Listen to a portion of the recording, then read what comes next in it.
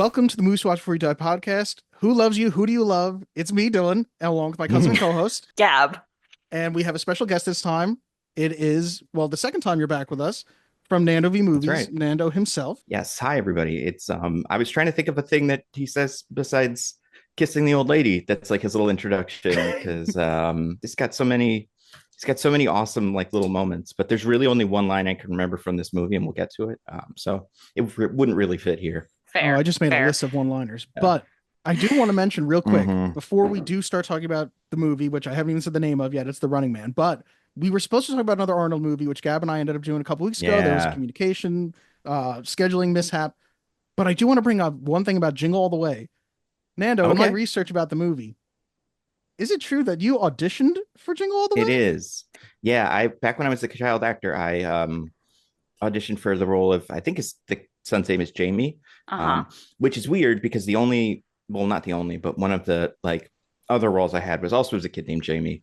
So I was like, part of me was like, I got this. But yeah, it was just that scene where they're in the crowd and Turbo Man's pointing to one of them, and you're like, he's pointing at me. No, he's pointing at me. And then he says, Jamie. But it's a maybe a good thing, although I hear it's going better for him because originally I was always like, I'm kind of glad I didn't get it because it went to Jake Lloyd, who acting ruined his life. But now I think he's kind of better. He had like a pretty good week. I don't know how, but I want to say I saw like a doing better dealing with schizophrenia and said something about loving the Star Wars community now, and the Star Wars community has kind of like re-embraced him. So, good for him. I'm glad that it's not that his Star Wars life doesn't suck, because it seems like one of those really early stories of like the Star Wars community and like the fandom ruining someone's life for being like just a child actor in a thing that they have no control over, which sucks. But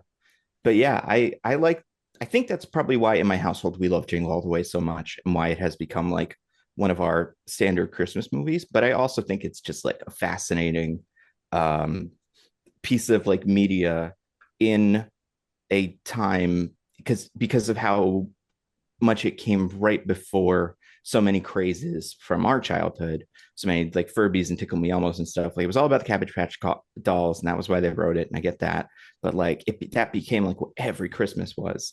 So it felt like that was just a normal Christmas movie that was taking a shot at something that was so universal and like so essential to Christmas, when in reality it was something that was very new and kind of ruined the holiday, but also made it kind of fun. And there were other jokes that I didn't even kind of get, like the mail bombing joke that went completely over my head as a child. But same. But yeah, overall I like that movie a lot, and I have a Turbo Man doll behind me, which I really went out of my way to get this year. They reproduced them. Wow. So, yeah, because originally they were expensive. So originally they funny enough didn't make enough Turbo Man dolls when this movie came out, and it wasn't a huge hit, so they didn't really have anything they could do with it. But then a couple of years ago, Funko like remade them, and like remade them great because it looks bad. It's got all the stupid accessories, the boomerang and the jetpack, and all the stuff on the box is like pretty, like it doesn't have any modernness that would make it seem like something that shouldn't exist. But yeah, the year it came out, which was maybe like 3 years ago, like when they released it, I bought one immediately.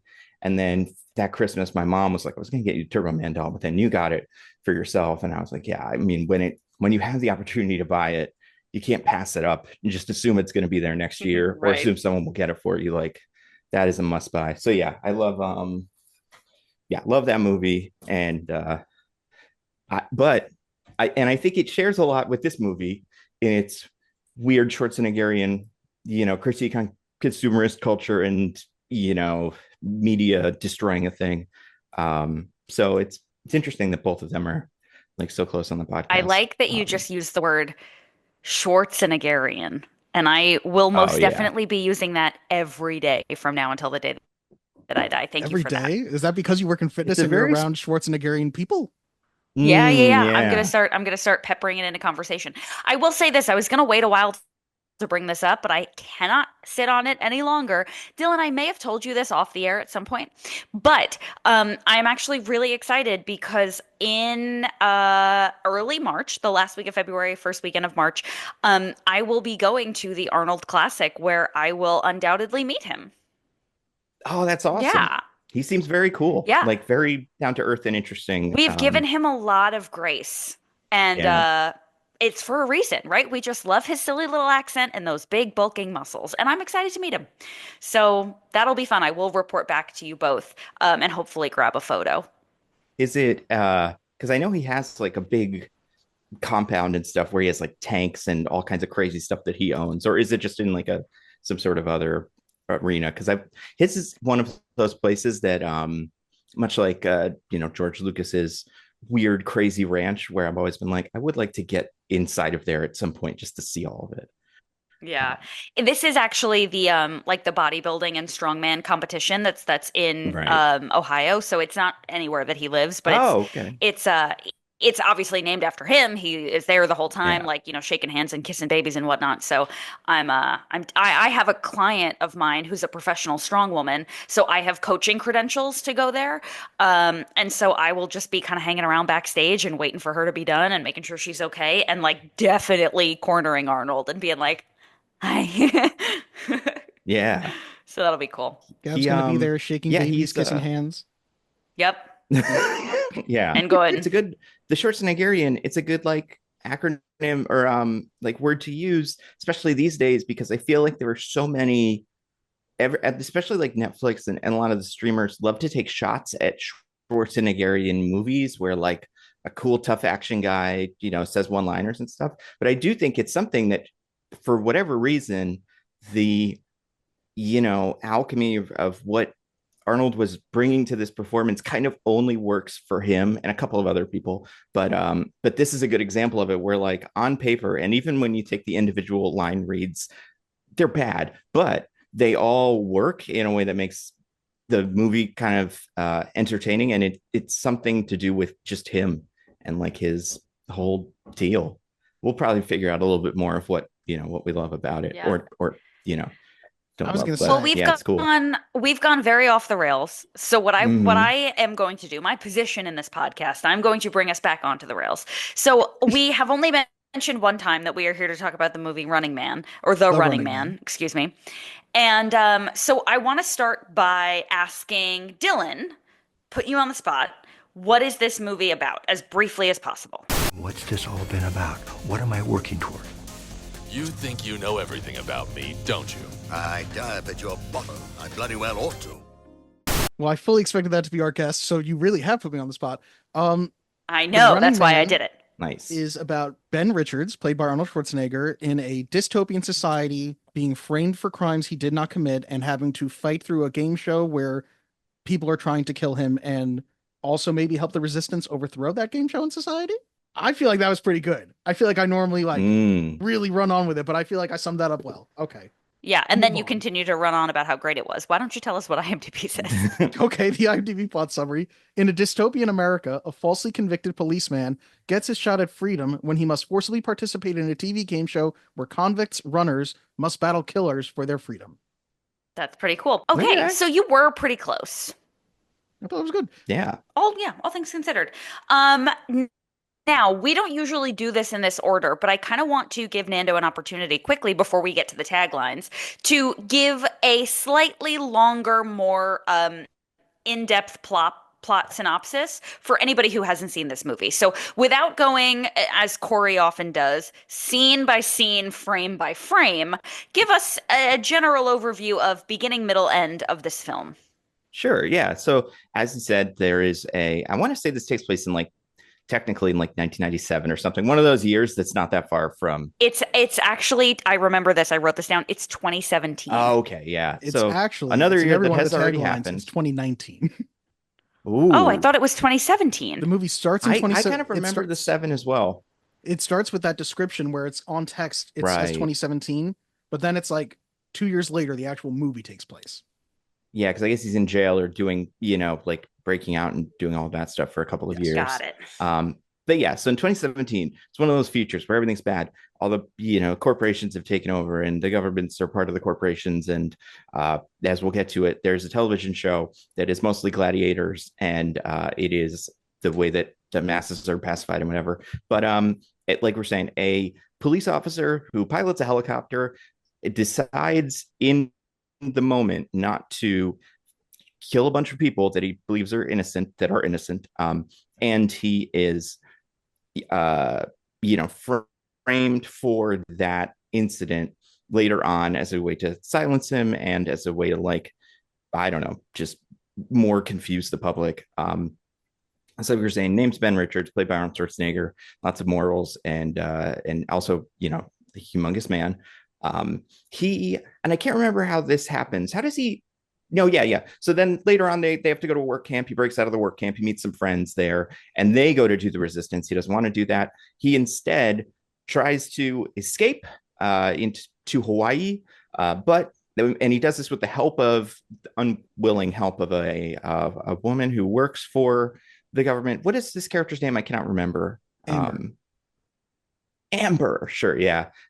And ends up, because she tells on him, getting caught and forced to participate in this game. It is like any of these game shows where you go and, like Battle Royale kind of Hunger Games and kind of Squid Game, although not as much, because this one is viewed by everybody in the population. And he goes into a version of Los Angeles that's like run down and filled with gladiator guys, and also filled with other guys that are spectators and also poor people, I guess, or something. I don't know what they were going for with that. But basically very themed, goofy, kind of American Gladiator style. Hunters have to kill him and he has to survive. And if he survives, according to the people in charge, he gets a pardon. So he's trying to survive. His friends are brought with him as a way to make everything worse for him.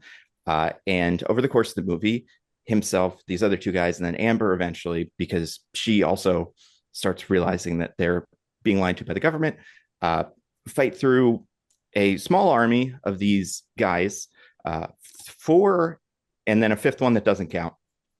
And by the end of it, have decided that they should actually, join the resistance that apparently exists within this little version of Los Angeles, and overthrow the game show, which is run by a man whose name I can't remember, but it's played by Richard Dawkins, at the time, or I don't know if he was doing it at the time, but the host of the Family Feud game show in real life. And he is kind of the figurehead for this. So at the end of the movie, Arnold comes in with all his guys and machine guns and then gets revenge on this one guy. And during the show, this is very important, all of the people that are watching it are slowly, partially because he's a good guy and partially because he's winning the show for the first time anyone's really ever done this, which is, I guess, not true because other people have, but for some reason he has got the crowd on his side and starts becoming the people's champion. So he is going to both lead this rebellion literally by running in with the machine gun and also figuratively by being the person that beat the Running Man game show, which is also constantly shown as some sort of like very cute, family friendly, wholesome activity, but is a game where everybody gets murdered. And yeah, the movie ends with him just killing that guy, and then they kiss. There's a big kiss because there's a really, really, really poorly constructed, I guess, if you want to call it that, love C plot that doesn't really matter, but is there. Yeah, we'll talk about I that like in it. opinions for sure.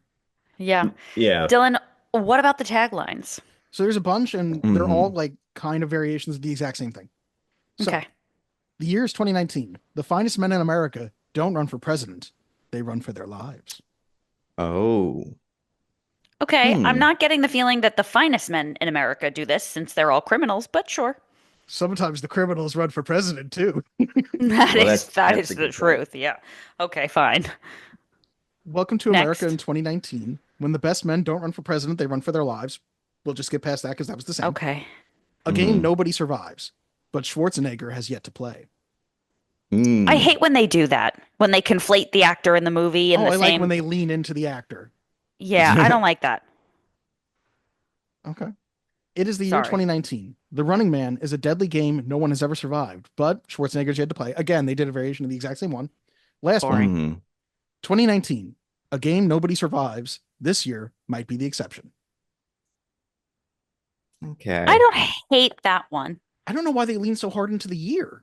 Every single one of those headlines was like 2019, baby. Like, because it felt like the future. Yeah. Yeah. Oh, if only.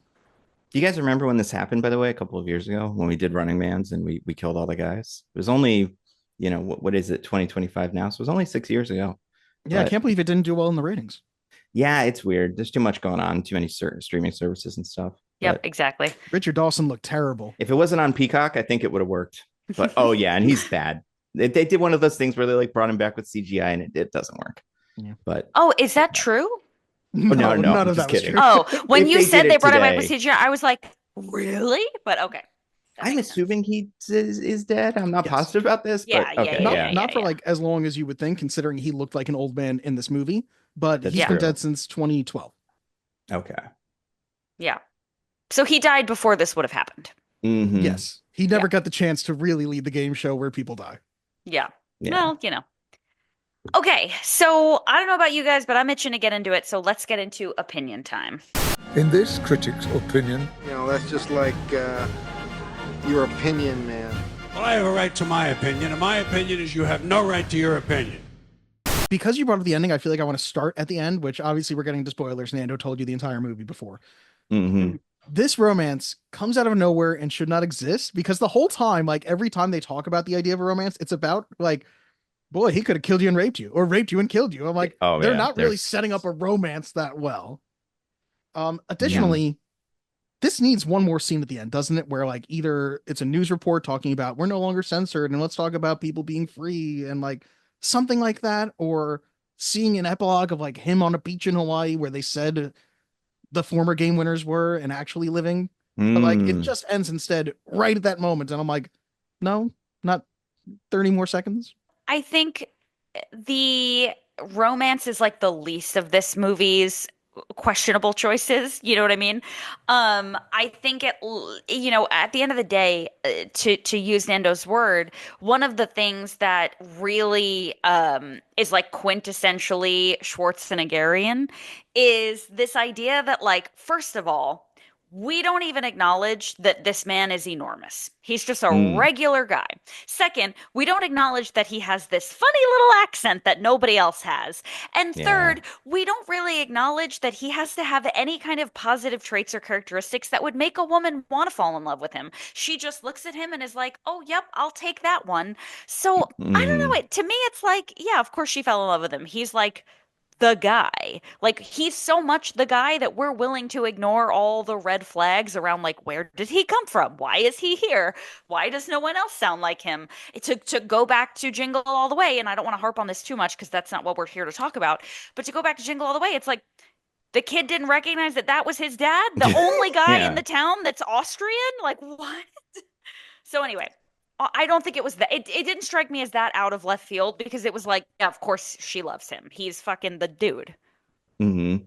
Yeah, I very much is. I think also low expectations and kind of, their relationship started with him kidnapping her, tying her up, and then being a war criminal. So when by the end of the movie, he is not a war criminal and he kidnapped her for a reason that is more sympathetic. I guess maybe she was like, you know what, there's more to him than meets the eye. I totally and agree. Also, like you're saying, like it's one of those, he's hot, I'm hot, might as well might as well like make out with him, because there's really nothing else. Like, I don't think this relationship is going to last longer than a couple of days, but also I don't think either of them was really looking for. It's interesting because they are both presumably single throughout this entire movie.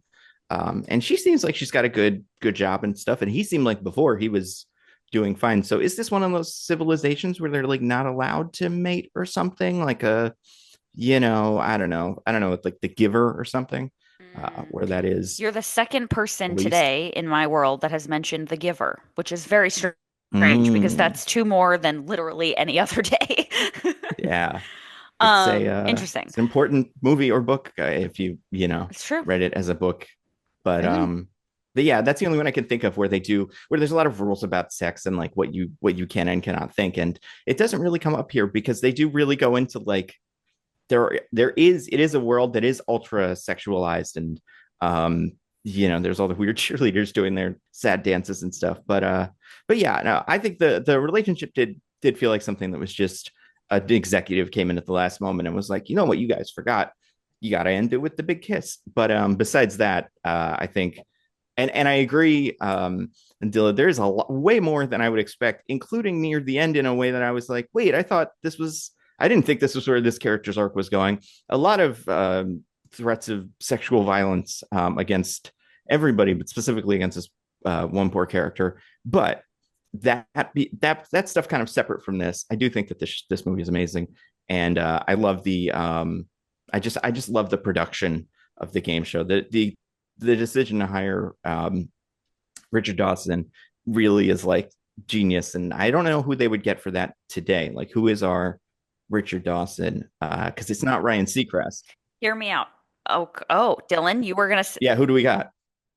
I think it's absolutely Steve Harvey.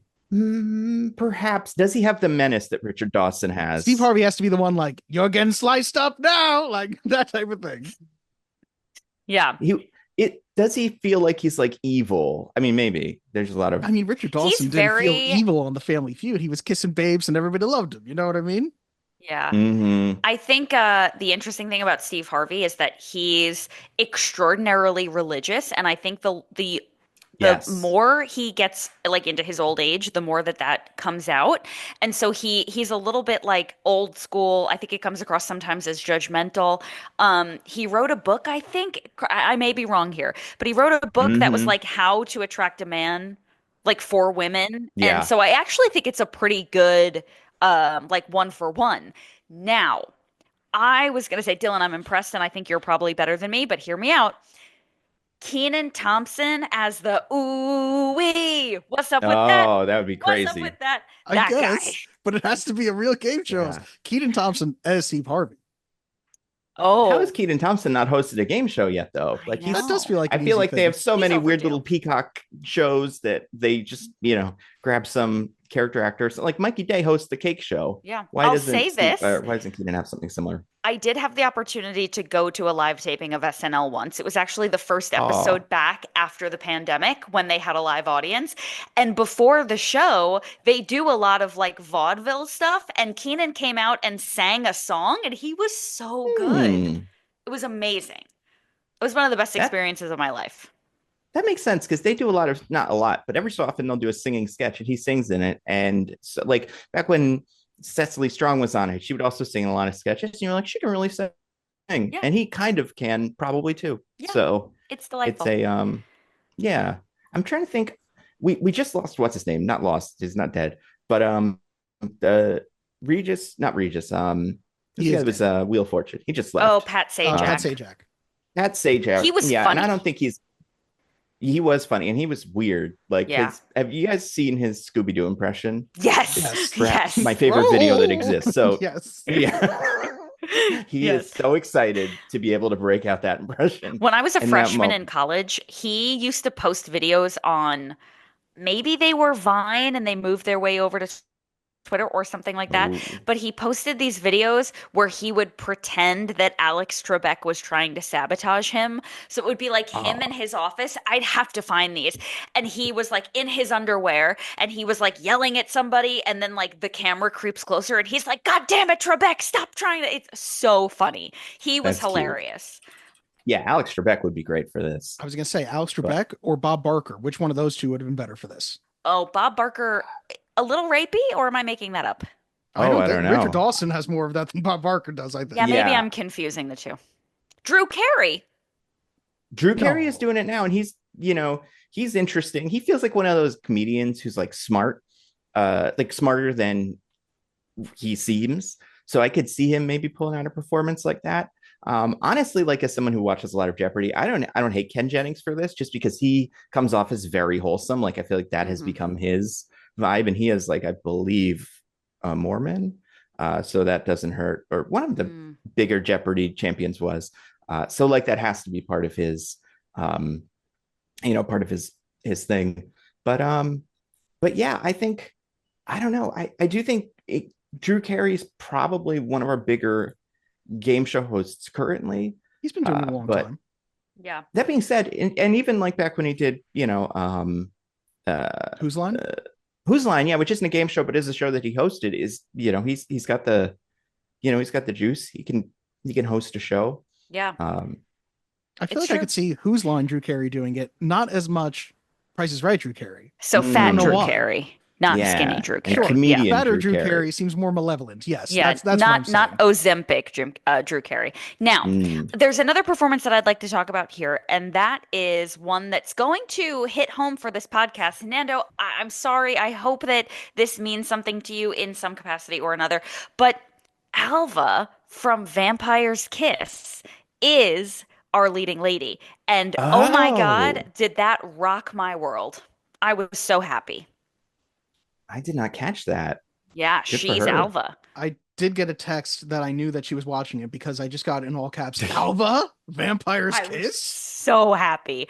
So that was great. And she does a really good job, which is good because you can kind of see that she knows what she's doing. And then you can kind of assume that she was just very confused by what was happening in Vampire's Kiss and like why what was the point of it? Like, just like we all were, she probably read the script and was like, okay, I guess. And just was down for the ride. I also imagine Nicolas Cage is just much more difficult to deal with than Arnold Schwarzenegger is. I feel like in between takes, Arnold Schwarzenegger is probably like joking, whereas in between takes, Nicolas Cage is like, but what if I eat 3 cockroaches? Eating cockroaches. Yeah. Yeah. All right. So I think in terms of like other strong opinions that I have, there is something that I inherently do not enjoy about movies from the 80s. Now, I will preface this by saying I made the lethal mistake that I'll never make again of watching the trailer first. The trailer, which is in the lowest definition possible, that goes on for just too long, that kind of gives away the whole movie. So when I was watching it, I was kind of like, ugh. Yeah. Is it one of those narrated trailers too? Do you get like the in a world? Oh, I don't know. He's a guy who has to run around. I bet. I think so. But at first, he's running from them. By the end, they're running from him. Yeah, exactly. And I think the problem with these movies from the 80s, most of them, at least this genre of film from the 80s, is that my issue is that they are very the sound is not very well balanced. Yeah. The dialogue can get really drowned out, so it's hard to follow completely, and it's more obvious than not, right? So you can follow along what's happening generally, but you miss a lot of detail, and then it's kind of like you're paying attention, but you're absorbing the same amount that you would be if you weren't really paying attention, and then it's a little bit like, well, where are we going with this movie? Like, land the plane, please. Yeah, it is an insanely loud movie at certain points. I do think you're right about the mixing generally, but also just watching it and like, a really quiet scene where some guys run around. It's always interrupted by like a cartoonishly loud thing, almost to the point where I'm surprised there's not a guy with a leaf blower or something, because you got chainsaws, you got motorcycles, you got flamethrowers, and they're all just insanely loud. There's that ski, whatever it is, that gets you down there, which they have to show for a full minute every single time someone uses it. Yeah, it's like, wait, but that thing's dope. It's cool. Don't get me wrong. I need to see it from every single angle, but it just, especially near the end, I'm like, I don't think this is as horrible of a fate as him dying at the end of the thing. Like the fact that we show him just going and going and going, I'm like, this looks like fun. Don't pretend that this is. I feel like Richard Dawkins' character the first day was like, can I ride the thing and put a bunch of pillows and stuff so I don't die, but like I do have to try that. So yeah, it is quite a loud movie. Yeah, I do feel like they show so much of it because I feel like it's the one thing from this movie that has really like stayed looking good. I feel like watching this movie, I was like, yeah, you can feel that it's 1987. I think the movie came out. But that still looked great to me. The way that, because I'm sure they work around it 1,000 ways. You get a couple shots where you can tell, like, oh, that's actually Arnold in a thing. Cool. And then there's a bunch of shots where you can't quite tell. There's shadow obscuring the faces, and it looked great every time. And I was like, this is awesome. Effects wise, a lot of it doesn't hold up well, like a lot of flamethrowers and lightning and stuff like that. And I was gonna say something about the costuming, but by the end, Jesse Ventura as Captain Freedom acknowledges that the costuming is crap, and I'm like, okay, so I think it was self-aware of like, look how hokey this game show costuming is, and then I was back in on it. I also appreciate the fact that their costumes for the runners have product placement on it, which feels very realistic, like that they're Adidas, I think it was. Yeah. I do appreciate how much this feels in a lot of ways like it could be a game show. Like they show the guy behind the scenes who's announcing like, today on the game show, you're going to walk away with the home edition of the Running Man. Oh, yeah. Like showing that guy felt like it was a real world. The only thing that doesn't is, first of all, Richard Dawson is like fully walking away back into an office during like commercial breaks. So I'm like, these ain't that long. I don't know. Yeah. Well, it's weird because this is a live event, right? So like, what is this part of the show where Arnold is just running around and they seem to have lost him? Like, I guess they have Richard Dawkins and they're like, or Dawson, and like, get out there, do your, crowd work, do your shtick with some lady. Yeah. But it doesn't feel like it's a kind of timed thing where they can be like, all right, and take a break and you got 5. Like, it does feel like it's just a very chaotic shoot for the, however often this show actually takes place, which doesn't seem to be that often. Well, I guess they only have 3 winners, but yeah, I guess it is pretty frequent. And I guess the idea that certain what do we call them? Not stalkers. No, they call them stalkers. Is it stalkers? Yeah. Stalkers, so certain stalkers are actively watching it and getting suited up for it when they realize that they have to go play that day. It just doesn't feel as planned as I would expect for if they made this in real life. So it's, it's kind of impressive. But that's the government for you, Yeah. I felt a little bit like there weren't enough camera people around. Like I would have liked to have seen like rogue cameramen involved while they're trying to figure their stuff out. Like just like people to remind you that like this is a set. It's because that kind of takes it a little bit away from like your generic action movie and makes it a little bit more like, oh, that's right. This is like some weird dystopian like thing that's happening and we're all just watching. I don't know, like occasionally to have that reminder would have been kind of cool. And just to see that the camera people try not to get killed, I can fully imagine Buzzsaw though missing Arnold and just chopping a cameraman in half, and like that would be great. I'd love that. And they'd they'd be like, oh, well, we got to replace him. Somebody get out that. Like that, I think would make the government feel a little bit more like a terrorist organization, Maybe one line about the cameramen being like lower level criminals who, if they survive the season, they get pardoned too. Yeah. Or just like they're really excited because we have the agent at one point who is like a agent of the state who is kind of his public defender. So you get a little bit of like the behind the scenes of it. But yeah, I wouldn't mind seeing more like, makeup people coming in to touch him up between things, or the cameraman would be interesting too, because this movie goes out of its way sometimes to go like, all right, so we're gonna, use technology to fake this shot and fake this other thing. And I'm like, great. But in the moment, you would have to have 7 or 8 guys just around them that you're cutting to. And even when he's in the helicopter doing his little, that intro, a movie like this, and I'm sure if not to get ahead of ourselves, but if this was ever remade, would go out of its way to look like it was shot through, like body cams and stuff like that. And it's just one of those movies where they just didn't do that. And when characters are like remembering things, they're remembered with all the angles we saw them shot through. So part of it's a little bit charming, but is also like, because part of it is a television show, that would be pretty funny. And I imagine, that's something that like Squid Game doesn't really have to do this. Hunger Games doesn't really have to do this. I'm trying to think of one of these that has one of these, because they keep making a version of this story. Ever gotten into that where they do show like this is the cameraman following him around and stuff?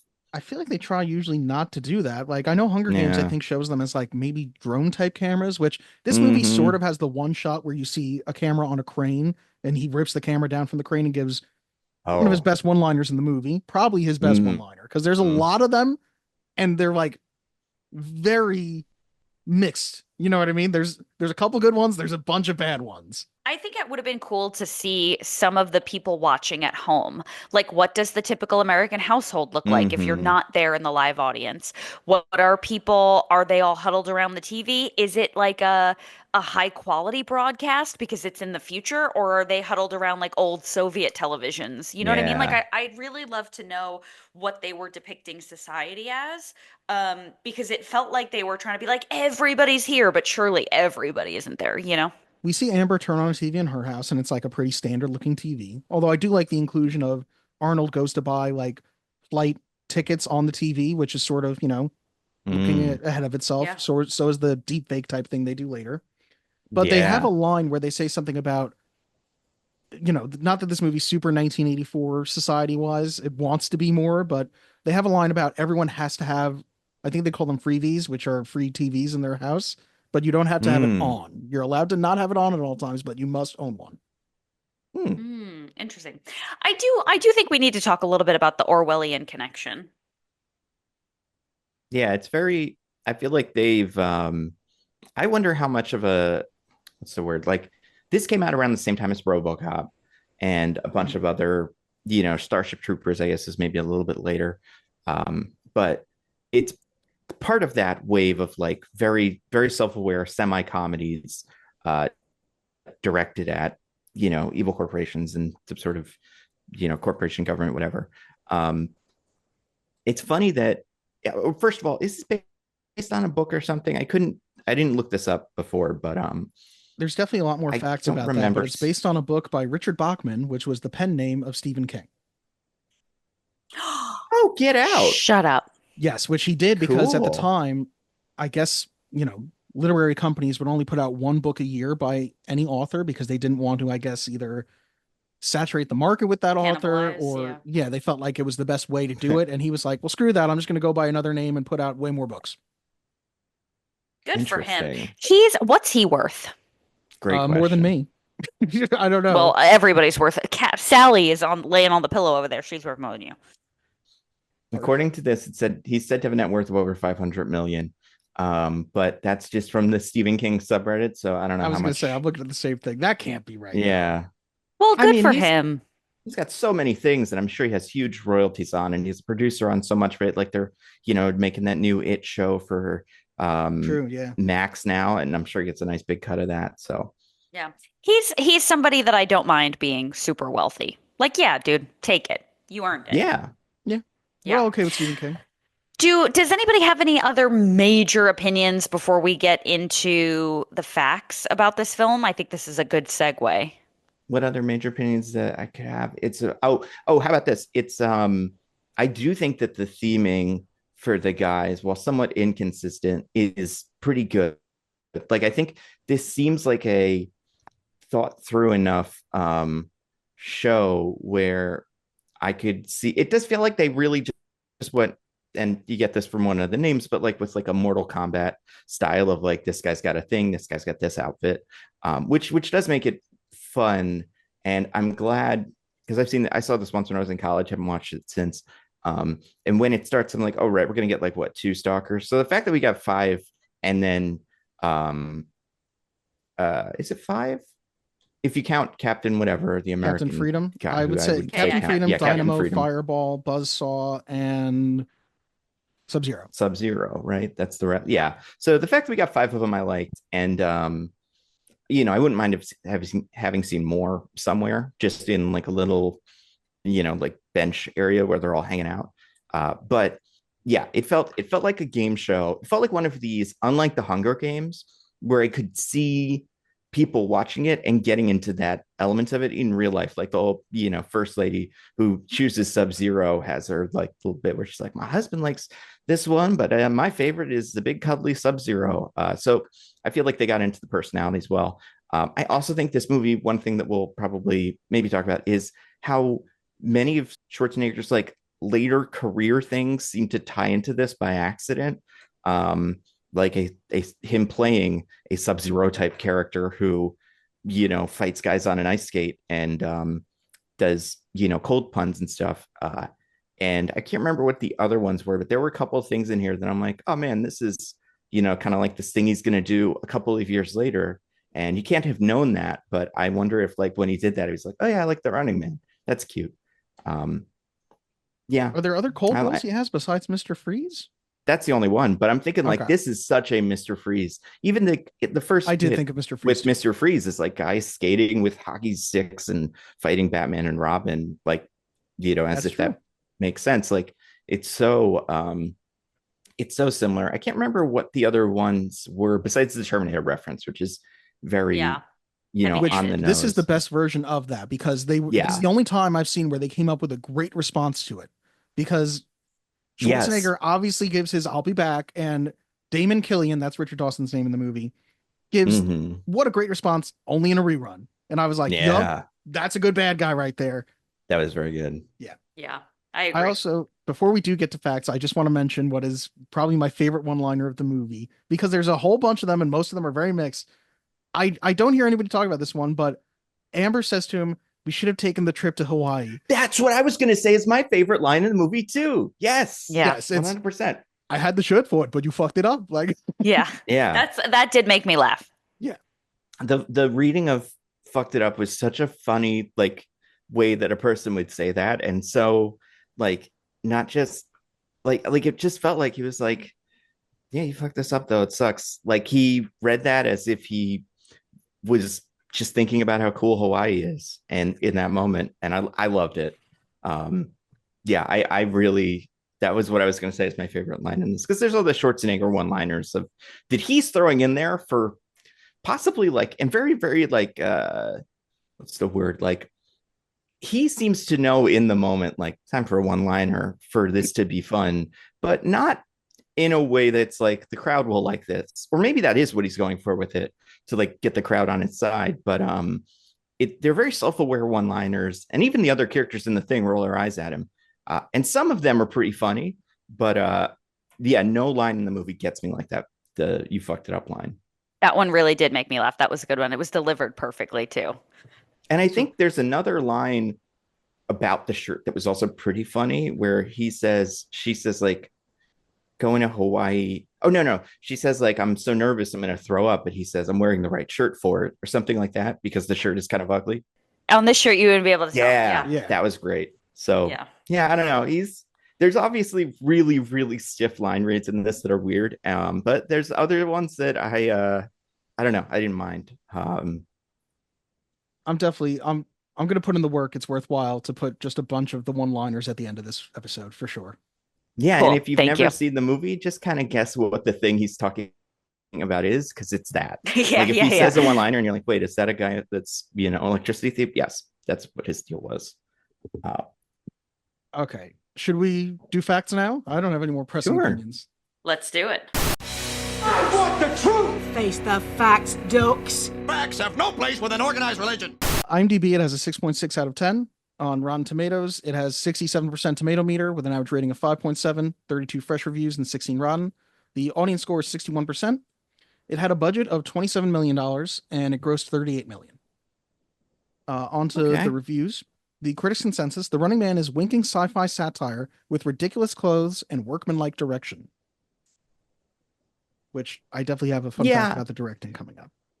Yeah, I do think you could, and again, not to get into too much, but with a more interesting director, like we were saying, get more out of the difference between watching the Running Man parts and watching a movie. But I couldn't even tell you honestly off the top of my head who directed this. I was going to say it in a second, but it's Paul Michael Glaser, who played Starsky on Starsky and Hutch. Oh, fun. Yeah. Has he done other stuff, or is this like his a lot more TV directing, but he has, I think he has one or two other things. I'll just say the other things I had in here. He also directed The Cutting Edge and Kazam, the Shaquille O'Neal movie. Yeah. Boombox Genie. Cool. Yeah. I've seen that. Roger Ebert gave the movie 2.5 stars. He said the movie's problem is that all of the action scenes are versions of the same scenario, which is true, but he's on a game show. So very true. Yeah. Yeah. Well, yeah. And I do think there's a little bit of like creativity when it comes to how Arnold solves certain problems and like gets certain guys, but most of it is just he gets really close to them and then pushes their thing at them enough that it gets them. So it could be, I could see a version of this again with more style, where each one of them is kind of like a boss fight, like when you play a Spider-Man game or something, and you got to figure out like, all right, so this is how I'm supposed to get the Rhino because of this environmental feature. But it doesn't really do that enough. And it's weird that certain guys get a full arena and certain guys just have to be thrown into the pit with everybody else and their stupid, car that doesn't really work in that scenario. Yeah. Like, I love Dynamo's Sub-Zero. Car, it's too small for him. Oh my God, it's so funny. And this was after whatchamacallit, right? Back to the Future. Back to the Future, but during like the reign of the actual DeLorean being a car people had heard of. Like that was like the Cybertruck of its day, I think. So it's funny that they managed to get that in here as like a quintessentially silly and ineffective car for this kind of terrain. Yeah. I would love to see a modern movie. Perhaps if they remade this with some sort of flashier director like an Edgar Wright. Yeah, someone who knows how to shoot a driving scene. Yeah, I would love to see a bad guy who's so big that he drives around a Cybertruck and his head is sticking out of the top of it. I would appreciate that if that's a callback of any kind. I would like that, and then I would like the scene before it where like Richard Dawson's guy is like, you got to get in the car. We got the sponsorship for the car. I'm too big for the car. Shut up, I get in the damn car. Pulls out like a pistol, and then you see him like the next shot is him kind of wobbling out this car in the desert terrain with all of the rocks and just really haphazardly trying to cross through. Would be kind of funny. I'm very down for it. Who else do I have here? Desson Thompson from Washington Post. You want to know if The Running Man is a good time macho show, right? Stay at home and watch professional wrestling. I don't know about that. Although very similar and some crossover, I think, in terms of some of the performers, besides obviously the main one, who people would recognize. I know that Sub-Zero was also a wrestler. Yeah. Adam is also known as Professor, I think, right? Yeah, he does not have a doctorate, but he is credited as Professor. I think it's Professor Tanaka, I think is his name. So weird, yeah. Good for him. Yeah, hey man, if you could just make yourself into the professor, why not? Yeah. Yeah. Adam Naiman from The Ringer. However far away from the book's original vision this movie may stray, it ends up right in Arnold's wheelhouse, letting him dispatch a series of worthy rivals with aplomb. Sure. I appreciate it for the use of the word aplomb. Yeah. Mm-hmm. And I don't know if we did this last time we were on the show, but we've been doing Letterboxd reviews. I like to pull out a couple of those now. Oh, yeah. I didn't put one of those up yet for this. I was going to. Part of me was like, people think we're doing it for my podcast, which we're not this week. But I don't even know what I would say. I'm going to think about that. You think about that while I read these ones, and we'll put yours at the very end. Yeah. Matt Singer. Deepfakes were invented 30 years ago in a movie where Arnold Schwarzenegger enters a murder game show and strangles a hockey-themed American gladiator of death, and then quips, he was a real pain in the neck. Mm-hmm. Pretty good. Dirk H. Did you know that when you eat cheese, it releases an opiate called hasomorphin into your stomach, making you feel good and giddy? I guess 80s cheese is no different because for some reason I really, really like this cheese fest based on the source material, which is a gazillion times better. Okay. Mm. And Will Menaker. This is top 5 Arnold for me. My favorite part is always how horny the old biddies in the studio audience are for giant muscle men shedding blood. Some things never change. Definitely not top 5 Arnold for me, but that's just because Arnold has so many great Arnold movies.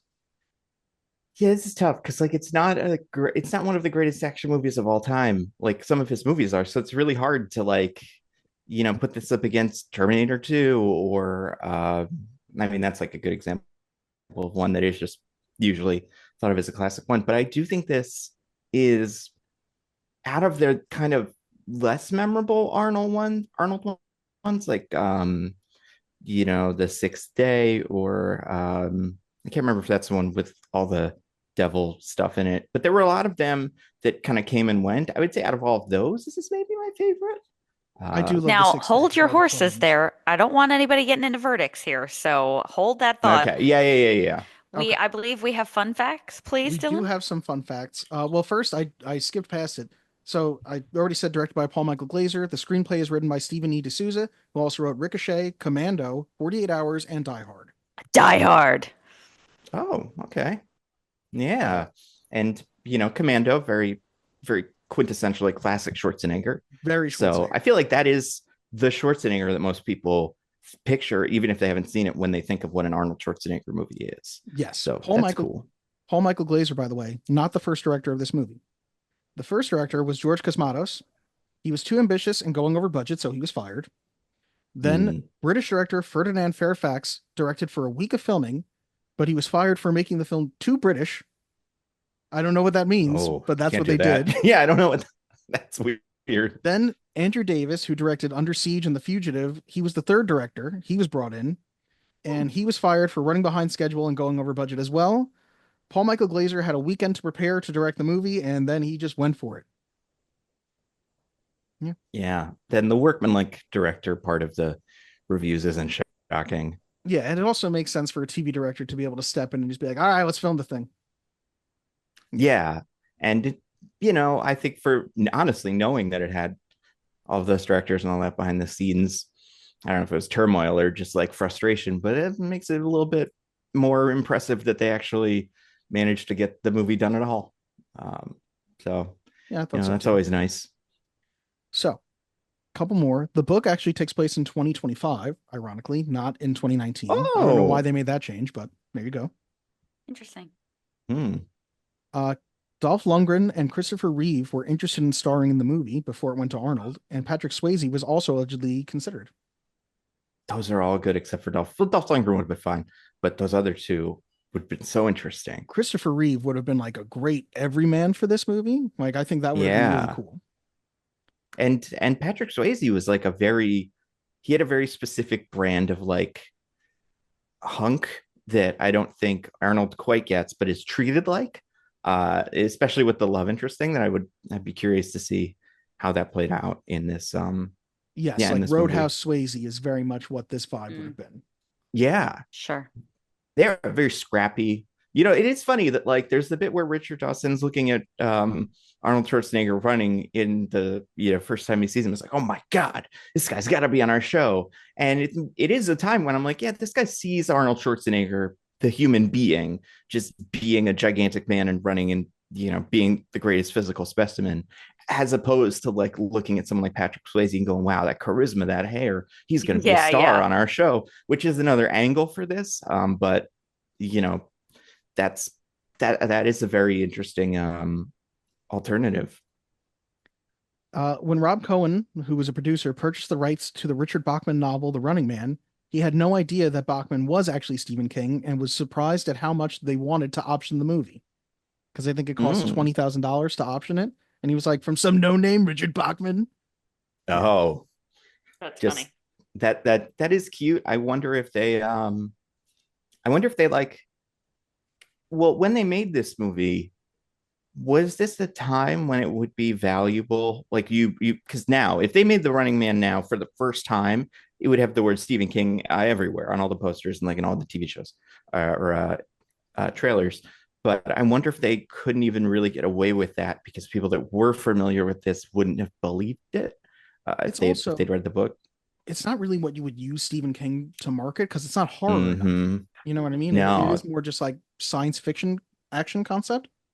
Yeah, I think if anything, it would maybe give the movie a little bit more credibility and make it seem like it's got a little bit of like psychological. There's something, under the surface here, but it's definitely not, especially in the 80s. I can't imagine. Like, I'm trying to think of how his career went, but like in the 90s is when you get, Shawshank and Green Mile and some of his other less horror-y Stephen King movies. So I don't even know if anybody would have accepted this in 1987 as something that he even could make. That might be the low of his career too, because I want to say this is a few years after like Maximum Overdrive, which is his first movie he actually directed and was high on cocaine the entire time for, apparently. So I think this might have been a lull in his time when he was like his most addicted to drugs. Yeah, I'm thinking like I'm looking at a list now. I don't have the full list, but like Christine was 1983. The Evil Car. Like, I'm wondering what like I've never looked at this before. Now I'm kind of curious what the different phases of Stephen King movies that were produced are, and then if they line up to any cultural things or just like where maybe Stephen King was, because this was before it, so he wouldn't have like the credibility of that. It's right around the same time as Lawnmower Man, so I guess that's kind of similar. I was gonna say, I think generally he was less about what was going on in the culture, and most of his movies are more metaphorically personal to like what was going on in his life. Like I know he says he could only come up with like the concept of space turtles and stuff like that because of all the drugs he was on. Christine, I think, was about specifically his alcoholism. He was addicted to a lot of things, I think, at different times. Yeah, and then you also have Stand By Me in 1986, which doesn't seem like any of this stuff. So maybe but it's also about a writer looking back on his life, looking back on his childhood, Yeah, that is one nice thing about this not being a Stephen King movie is he gets to be something other than a writer. Like the main character is just a military cop guy instead of what I'm imagining would be some sort of writer who is pissed off the establishment by making a slightly subversive book or something and gets thrown into Running Man. I could totally see the actual book being more like that. I don't think it is, but I feel like I could see the actual, or at least the non-Richard Bachman version, the actual Stephen King version would definitely be that. Yeah. Okay. Many people who worked with Richard Dawson on the game show Family Feud say that in real life, Richard Dawson was much more like his character Damon Killian in his handling of underlings. I've heard that. Yes. And that's fascinating. It's not surprising. I can imagine him like the janitor scene in the beginning where he tells like the woman next to him, if he's still here tomorrow, you're the one who's mopping the rest of the week or something like that. Yeah, I can see that. The big dance number at the beginning of The Running Man was choreographed by Paula Abdul. That makes sense because this was when she was doing like In Living Color, I think, right? That was around the same time. And that's a show that had this basically just women that would dance in the middle of stuff to keep you kind of interested. Yeah, which is I think a year before she choreographs Big also. That's interesting. Good for her. Yeah. Erland Van Lith, who played Dynamo, was a classically trained baritone opera singer. So his introduction as Dynamo when he is singing an aria from The Marriage of Figaro is actually him singing. He died the same year the movie was released. This was his final movie as well as that of Richard Dawson's, but just because Richard Dawson wasn't an actor. Yeah. He was just friends with Arnold and Arnold suggested him. Wow. Huh. Okay. And last fun fact, the novel was the last of the 4 books published under the name Richard Bachman before it became known this was a pen name for Stephen King. His next book under Richard Bachman was Thinner, which is what caused his secret to become exposed because it's very Stephen King-y. Yes, that's interesting. And cool. I wonder, like, what do you do as that? Like, if you're Richard Bachman and your novel hits, do you, and I'm sure some movie has been made like that's like this, but like, do you hire a guy to just go out and be Richard Bachman at a, book signing event or something? Or do people get suspicious? I was going to say, I don't think there was as much publicity like that at the time. Yeah. So. Yeah. I also realized I didn't say who the stars of the movie are, but I don't need to really say what Arnold Schwarzenegger from. Arnold Schwarzenegger. Maria Conchita Alonso was Amber, who you might know from Vampire's Kiss and Predator 2. Yeah. Yaphet Kotto is Lachlan, who Lachlan and Wise both die in very sad ways, but we're done with the opinion, so I'll get past it. But you might know him from Alien and Homicide: Life on the Street. I'm not really going to say too much about what they're from because they're smaller parts, but Jim Brown as Fireball, who is an NFL Hall of Famer and maybe the greatest running back ever. Well, yeah, Jim Brown is, a huge, weird kind of left field guy. Like, he just liked acting sometimes. And he was fine I like the parts. Part of me was like kind of hoping he didn't actually have to play, just and he would be some guy who we'd watch and we'd be like, oh, this is one of the stars that they don't want to sacrifice to, Arnold Schwarzenegger in the Running Man like world. But yeah, and I do think he maybe has the least cool gimmick out of the guys. And it looks pretty bad too when they have him do it, but yeah. Yeah. Also in the movie, the second former governor, Jesse the Body Ventura, who was the governor of Minnesota, is Captain Freedom, also in Predator. Yep. I'm going to give even less about these two, but two of our members of the Resistance are Mick Fleetwood from Fleetwood Mac. So weird. Who is he? Is he the guy? Mick. He is the older, he's in old age makeup for some reason. He's like, you're one of those cops who took my friends, burned my songs. I'm like, okay. That's crazy. I did not catch that at all. Yeah, one of the other random members of the Resistance is Dweezil Zappa, who is the son of Frank Zappa, the rock musician. Weird. And I just wrote this down because I don't even know who he played, but Roger Bumpass played Phil Hilton, but you might know him better as Squidward Tentacles in SpongeBob SquarePants. I love Squidward Tentacles. I just recognized that name on IMDb and I was like, I know this guy from something. Weird. Oh, I also, can't even. Yeah, well, who would he have been in this? Like, it's the character's name is Phil Hilton. I don't remember who that was though. oh, okay, he's the announcer. Oh, Wait, no, yeah. His lines are like, later she cheated on college exams, oh, had that's sexual super cool, relationships. actually. Yeah, so that's yeah, cool. Wow. And Richard Dawson, I just want to point out, you may know him as the host of, at the time, I think he was the host of The Match Game, which he hosted 1,276 episodes of. And then he hosted 2,341 episodes of Family Feud. So and how many ladies did he kiss still? At least add those two numbers together and at least that many. He was giving kisses on every episode. Yeah. Yeah, and the people were, I don't know about all of them loving it, but some of them you would be like the old ladies that would be like psyched, because I used to watch so much like old Family Feud and a lot of these old game shows, and it was as confusing to see then as it is now, especially like when I was a child. But it was especially weird because like sometimes he would be like, come in for a kiss, miss, and you'd be like, that's a weird vibe for this. But then the other vibe was much weirder, where they would be like, oh, I get to go on TV and get kissed by Richard Dawson. Like, I don't know. Yes. Were the other guys doing this? Because I don't remember seeing this. It's more of a Richard Dawson thing than anything. Yeah. He established, he was like, my trademark is I smooch the ladies. Like, I don't know why that was his thing, but he was the smoocher. Yeah. Yeah. All right. Why don't we slow this running man down to a jog so that you and I can take care of some mail real quick? The jogging man. Sorry. I could have said something funnier than that. I'm sorry. Do you want to start over? Or should we just No, just go. The mail. Mail time! When you control the mail, you control information. Mom asked me to ask you if there's any mail for us here by mistake. What? First, we have a comment on Wild Things. Wow, we really didn't have a lot of mail this time. Lenola Cola said, Wild Things, you make my heart sing. Thank you for that. Great song. Why didn't you sing it? Wild Things. Oh, that's why. Okay, thank you. You got him.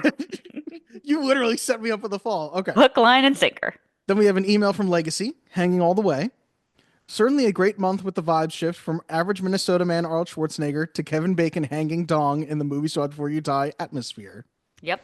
I haven't seen Wild Things, but it sounds like if someone wanted to make a feature-length version of a Pornhub video introduction, a mystery movie for gooners. Have you heard the term gooning, Gab? No, I don't know what that is. I refuse to explain it to you because you're my cousin. Thank you. I have actually watched it all the way as a result of you guys covering it now, which that warms my heart. That's so nice. Yeah, that's awesome. And I had a hell of a fun time watching it with my friends on our ritualistic wrestling nights. Are you wrestling or are you watching wrestling? Oh, that's a good question. I assumed they were wrestling. I assumed it was some sort of like Thunderdome that also has like a flat screen to watch the movie on. Oh, I assumed they were watching wrestling. And then they were like, you know what? We should watch Arnold Schwarzenegger be a regular Minnesota man. Your thing makes way more sense, but only Legacy can answer what it truly is. Yeah, I guess we'll have to find out next week. Do you have a Thunderdome? Such a downright goofy movie that had me laughing and shooting the shit for the whole runtime. Knowing that Gab hasn't seen the first Saw is definitely a grand opportunity. It's arguably my favorite of all of those movies, with Saw X being the only direct contender. I definitely would nominate it to come up in the near future. Perhaps it will? Maybe. Now we should sprint away from that segue back into the Running Man. Do or do not. There is no try. The guilty will be punished.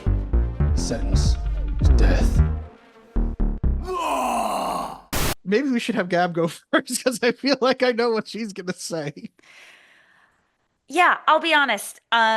I was psyched to watch this movie because I'm in a very Arnold mood. A lot of my life is revolving around the Arnold. I'm excited to meet him. I'm excited to see him in person. I'm excited to experience the charisma that we all talk about, that we allowed just for him to steamroll his way into American film as the everyman. But this movie didn't really do it for me, and I will tell you why. I think there is something inherently Schwarzeneggerian that I don't really care for. I'm not a huge action movie person. I'm not a huge one-liner person. And ultimately, there are so many, like, this is such a personal, like, this is really not the movie's fault. But I think the movie that I have come to really love as an action movie and embrace and, like, can't wait to watch again is Die Hard. And this is just... what Die Hard does really well is it isn't like this. And so I think that's why I like that movie and why I didn't really like this movie. And, I think when Arnold, because I think I said I liked True Lies. I think I gave you True Lies. You did. This one it didn't really do it for me.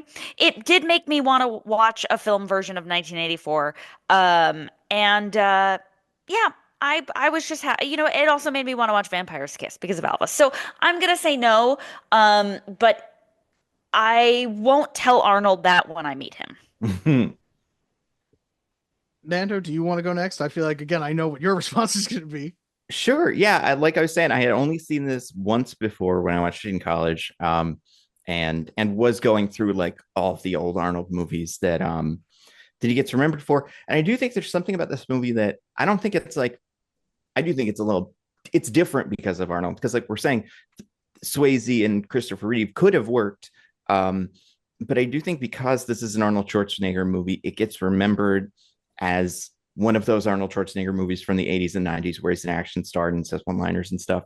And I do think that, like, partially it's just interesting to me looking back at it now because of how many movies have been influenced by it. And it's not saying it's the only, this isn't the only movie or like story, like The Most Dangerous Game where people have to be part of a, are hunted, but definitely the idea of it being a themed televised game show feels very specific to this movie. I don't know how many other, takes on this there have been, but now we get, like we're saying, Battle Royale in the 2000s, Hunger Games in the late 2000s, and then Squid Game now, and so many other takes on some version of this that aren't as popular as them. And then on the other side, we have, and I do think if I had to pick a host for this just to make it interesting, I don't think it would work, but like Mr. Beast is the this of today. Like the only problem is he kind of already does this, but so it wouldn't be as fun.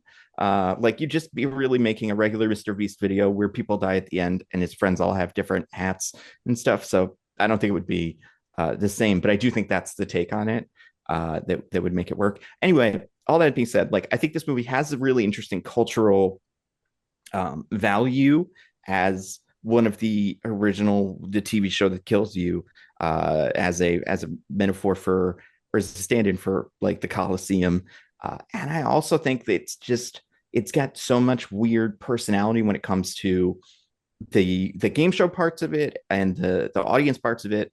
Like we're saying, Dynamo, and the way that some of these characters are designed. I think for me, the old effects work as a, cheesy looking electrical effect and like a cheesy looking, just not even effect, but like the chainsaw fight where for almost half of the shots, you could just see that the chainsaw is not on because it's, kind of in out of focus, but it's still seeable enough. That stuff all more or less works for me as a cultural artifact, as opposed to something where I'm just watching it and kind of trying to take it fully seriously. So I really, really like enjoyed this movie, seeing it again. I do think it also moves at a really solid clip. Like there's a little bit of stuff in the beginning that I think is a little boring. Mostly his escape in the, from the whatever metalworking factory where they're in prison labor. But once you actually get into Running Man stuff, it's just guy after guy after guy after guy. And when you're not fighting them, you're getting the weird little behind the scenes Jesse Ventura arguing in all the plastic gear, which I also think is pretty fun. So overall, I enjoyed this movie. I think it is definitely worth watching. If you can get over all of the bad CGI, which is something that I don't, or bad effects, which I don't,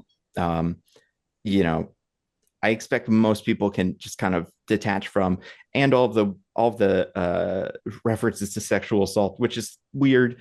And especially when Dynamo does it, because you figure his arc would be, oh, he's cool now. Yeah, like, oh, they let me live. Because he was saved by Arnold, he's going to be part of the team. But instead, he's just so that part was stupid. That feels like it could have been maybe shot by one of the other 8 directors that took a shot at this before, someone had like a different idea about him. But yeah, so there's reasons why I don't think everybody would love it. But that being said, I think as a movie that is doing all these things that I've described that I think are fun, and that I think uses Arnold Schwarzenegger well enough as just a charismatic weirdo, I I think this is a great movie, and I think it's great in that very, very enjoyable and very fun for people. So yeah, big fan. Now, I feel like this could have been a bad movie. But for me, the moment where he is at the work camp and everybody else is gaunt and emaciated, and then we see Arnold being Arnold, and I'm like, oh, so he's just eating everyone else's food. This goes from being a bad movie to an Arnold movie. You know what I mean? And it does a good job of leaning into its Arnold. You've got your one-liners, you've got your action. I just feel like it's I really swing back and forth because I really like Richard Dawson. I like Jesse Ventura. Like, I feel like there's a version where this is a bit more beefed up and he does a little bit more to help. I like the ideas that are there, but this is why I feel like it's the perfect movie that it is getting remade by Edgar Wright and Glenn Powell, I think we said. Yeah. Because the concepts are there, but for, a lot of it is like, you could tell that somebody was like, all right, well, I got to finish this movie up. I got to land this plane. And Paul Michael Glazer was like, listen, I here you go. Here's a movie. I finished it. Give me my paycheck. Like, that's kind of what it ends up like, because there's a grander version of this movie that I'm hopefully excited to see, I think this year. And this wasn't quite it. If you're an Arnold fan, I would absolutely recommend it, but I wouldn't call it a movie to watch before you die. But it's definitely seal of approval as far as Arnold movies go. The moment you see him, those are people who just want food. Like, yeah, go for it. Enjoy that. You're going to like it. Also, wild cast for this next one. Like, I feel like some of them may be like full cameos, so I don't want to say who remake? All of them are. Yeah, like there's characters who don't have actors that don't have a name that I'm like, maybe that is just supposed to be a tiny gag. So, I don't want to say all of them, but just the people at the top of the IMDb page, which it does not feature the Richard Dawson character. So I don't know who's playing him or if they've changed that role. But like Glenn Powell, Josh Brolin, Lee Pace, Katie O'Brien. There's that. I could see this being fun, especially Lee Pace. I like him in a lot of stuff. So I could see this being pretty silly. I see Michael Cera on there, and I actually don't hate him as the idea of the game show host of being like, I could see him being charming enough for the regular people, and I could see loving the idea of seeing somebody kill Michael Cera. As we saw in This Is the End. Yeah. I'm looking at it now. Apparently Josh Brolin is listed as both the show's producer and Dan Killian. So he's playing that role. Could work. And like, I think he's a very acceptable like actor who works, but this is where I would like to see, a Steve Harvey or some current game show host who is doing some other take on what a game show is today. But I'm just happy Lee Pace is involved. I was gonna say Josh Brolin not nearly as fun as Steve Harvey, Ken Jennings, Gab, who was somebody that you said, Drew Carey, like any one of these. Keenan Thompson. I'd like anyone to look better because it's a bit more out there. But I will say, what was fun? Having Nando back again. Nando, you are welcome on this podcast anytime. That's not just because you have like 100 times our subscribers, I promise. 100,000 times. But perhaps I wonder what the next one of these would even be. What else there is in the Arnold oeuvre? Not that it always has to be Arnold, but it doesn't have to be. But there's so many more Arnold movies. Like Predator, Gab's never seen. Have you seen all the Terminators? Even like the first two? I've never seen any of them. I only saw that one that we saw in the movie theaters, like in whatever it was. It must have been like 2000 or something. So Gab has only seen Terminator 3, Rise of the Machines, which is deeply upsetting to me as a human. Sorry. Yeah. Commando, Predator, The Last Action Hero. There's a lot of good action Arnold out there. And to not even say Twins, Kindergarten Cop, Junior. Oh my God, I love Twins. Yeah. Okay. Well, now we've got something to think about because I'm down for that. Amazing. Nando, thank you so much for coming on. Guys, we're going to say the things that we say. You can feel free to send us an email. Let us know what you think about this movie and any of the others that we've discussed at movies2watchbeforeyouDie@gmail.com. You can send us a voice note at anchor.fm/movies2watch. In the link tree below, you will find a link to our friends at the Hall of Pods podcasting network. You will also find a link to other things such as our Instagram, my Venmo. Please send me money. I am dying. Figuratively, of course. And our store where you can buy some merch. So thank you so much for listening, and keep watching movies. That's not already, because I also have to shout out, of course, we got to plug Nando. We're going to have the links below for Nando V Movies, the Nando Cut, mostly nitpicking, Nando's podcast.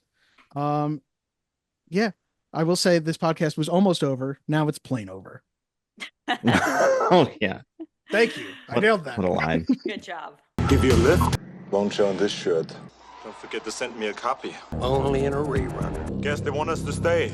Here is Sub-Zero! Now, Plane Zero! I'm going to uplink your ass, and you'll be on the ground. I can strangle you for the home audience. Here at the split. How about the light? What a hothead. Hello, cutie pie. One of us is in deep trouble. Drop dead! I don't do requests. We should have taken a trip to Hawaii. I had the shirt for it, but you fucked it up. But I hope you leave enough room for my fist, because I'm going to ram it into your stomach and break your goddamn spine!